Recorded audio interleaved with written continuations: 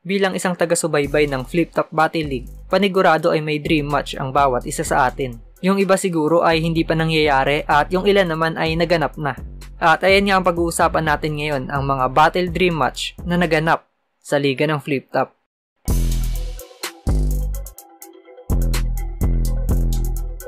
Pero bago natin umpisahan, kung hindi ka pa nakasubscribe sa ating YouTube channel ay iniimbitahan kita na mag-subscribe para maging updated ka sa mga paparating pa natin na content.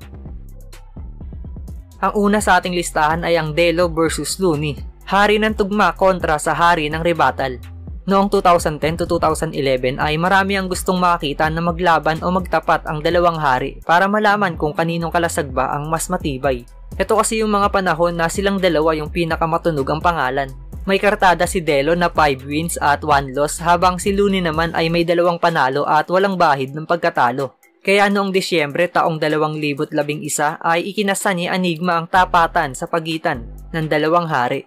Dito ay masusukat kung kaninong estilo ang mangingibabaw, ang matutulis na multi ba ni Looney o ang nagbabagang rebat ni Delo. At gaya ng inaasahan, naging maganda ang bitaw ng bawat isa sa kanila. Ipinakita ni Looney kung bakit hari ng tugma ang tawag sa kanya. Habang kakaibang Delo naman yung nasaksihan natin dito. Mas seryoso yung mga baon niyang linya pero syempre nandun pa rin yung mga pamatay niyang rebat. Pero sa huli, mas nanaig pa rin si Looney sa 6-1 na boto ng mga hurado. Delo versus Looney. Ilang taon din naging paksa. Inaantay ko lang naman confirmation niya eh. Pinanganak ko akong laging handa. Siya lang naman itong umuurong lagi. Alam niya isa akong malaking banta. 1 taon, 7 buwan kitang inamon. 1 taon at 7 buwan ka naging bakla. Godong, kumusta? May fans ka pa pala? Eh kung hilahin ko kaya yung bangs mo pababa? Ano? Nagdala ka na naman ng mga kamag-anak mo na Jejimon? Kung may pumalakpak sa'yo, malamang tol ko tapete yun. Gusto mo akong angatan? Ano? Akala mo pwede yun? Rebattle King daw! Wow! Alam mo ba ang spelling nun? Ang kasunod naman ay ang Balakid kontra Tipsy D. Isa to sa pinaka-solid na battle na nangyari sa Flip Top. Isang veterano at prime na Balakid laban sa undefeated na si Tipsy D. Bago pa man matuloy ang tapatan na to ay marami ng fans ang nagtatalo-talo sa comment section na kung sino ba ang mas mahusay sa kanilang dalawa.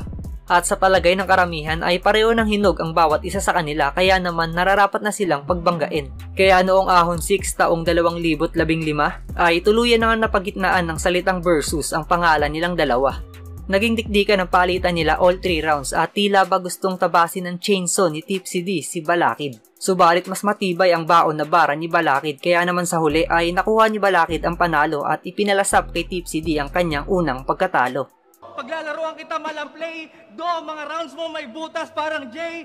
Ko, disgrasya aabutin pag karinig mo ng brrrr dito sa lane ko, pero hindi yun motor, ito ay massacre. Brrrr, makina ng chain, so... Nagpauso ka lang ng hashtag style na ngayon ay laos na. Ako nagbahagi ng techniques na hanggang ngayon pang tusta. Techniques sa wordplay, metaphors, verse structure at iba pa. Maraming natuto sa akin at aminado kang isa ka. Pagkat sa fans na walang taste, kalang taste maker. Iba ang trendsetter sa game changer. Pangatlo ang laban ni Tipsy D at Sak Maestro. Mula 2015 hanggang 2017 ay mainit na ang usapin patungkol sa tapatan nilang dalawa. Marami ang gustong makakita na magtagisan sila ng letra sa entablado. At noong 2018 ay natupad na ang kahilingan ng mga fans dahil sa Ahon 9 event ay nakatakdang magtapat ang dalawang magigiting na battle MC. Sulit ang paghihintay dahil gaya ng inaasahan, nabusog ang tenga ng mga taga-subaybay dahil sa mga solid na bara na binitawan nila. Purong lyricismo ang ipinamalas nila pero kailangang may manalo sa laban at kay Tipsy D nga pumabor ang mga hurado. Real talk, yung pananagalog ko, RIP, condolence. Sobrang barok, well, in my defense, at least sinaharap ko yung consequence. Ikaw, palagi kang nagtatag, di siya tabot langit yung confidence, ba't di mo ako labanan ng English conference? Ironic na yung tira ko'y walang mintis. Pero pagkatapos naman nun, you will be missed. Rest in peace, wala na yung maestro. Class dismissed! Nakalista naman sa pang-apat ang Apex versus Sinyo. Halos lahat siguro tayo ay hinintay o inabangan na matuloy ang tapatan nila. Mula sa pag-call out nila sa isa't isa sa kani-kanilang battle hanggang sa mga post nila sa social media. Asahan natin na magiging mainit ang tagpo sa oras na magsalubong na ang landas nila sa entablado ng flip top. At noong Ahon 13 ay natapos na ang paghihintay ng lahat dahil sa gabi na to ay naganap na ang tapatan ni Apex at Sinyo. Magkaibang estilo ang nakita natin sa palitan nila. Si Apex ipinakita ang pagiging balanse niya sa pagbitaw ng mga bara at high level na multi. Habang si Sinyo naman ay pinamalas ang kanyang signature style na one-word scheme at nagpaulan ng mga reality shit na bara. Pero bukod pa doon, nakarinig din tayo ng mga madidiin na personalan sa kanilang dalawa. Talagang naging mainit ang battle na to. At literal na mainit dahil sa sobrang daming nagpunta para mapanood ang isa sa pinaka-inaabangan na battle sa kasaysayan ng liga. Sa huli, si Apex ang nag-uwi ng panalo pero hindi natin maitatanggi na sobrang tindi ng laban na nabuo nila. Ang panglima at huli sa ating listahan ay ang Looney kontra Tipsy D. Matatandaan na tinalo na ni Looney si Tipsy D noong nagkaharap sila sa 2x2 kasama sina 3D at Abra. Pero sa paglipas ng taon ay mas lalo pang humusay si Tipsy D. Kaya naman may mga nabubuong katanungan na kapag nagharap ba si Looney at Tipsy D sa one-on-one battle ay pareho pa rin ang magiging resulta?